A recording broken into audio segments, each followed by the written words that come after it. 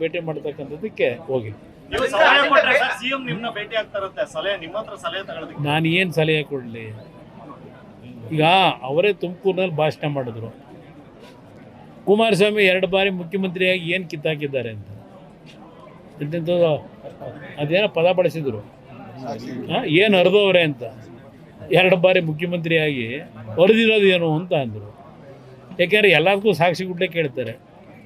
ಈಗ ಸಾಕ್ಷಿ ಗುಡ್ಡೆ ನಿರ್ಮಾಣ ಮಾಡ್ತಾರಂತ. ಈಗ ನಾನು ಸಲಹೆ ಕೊಡೋದೇನೈತೆ, ಏನು ಕಿತ್ತೇ ಇಲ್ವಲ್ಲ, ಹರಿಯೋ ಕೆಲಸ ಮಾಡಿಲ್ವಲ್ಲ.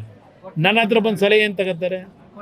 ಫೋಟೋ ಬೇಕು, ಫೋಟೋ ಪತ್ರಿಕೆಯಲ್ಲಿ ಬರಬೇಕು, ನಾನು ನೋಡಿ ಯಾವ ಥರ ಹೋಗಿದ್ದೇನೆ ಅಂತ ಹೇಳೋಕ್ಕಾಗಬೇಕು. ಒಂದು ಗಾದೆ ಮಾತಿದೆ, ಹಿರಿಕರು ನಮ್ಮ ಪೂರ್ವಿಕರು ಒಂದು ಗಾದೆ ಮಾತಿಟ್ಟಿದ್ದಾರೆ, ಅತಿ ವಿನಯಂ ಧೂರ್ತ ಲಕ್ಷಣಂ ಅಂತ.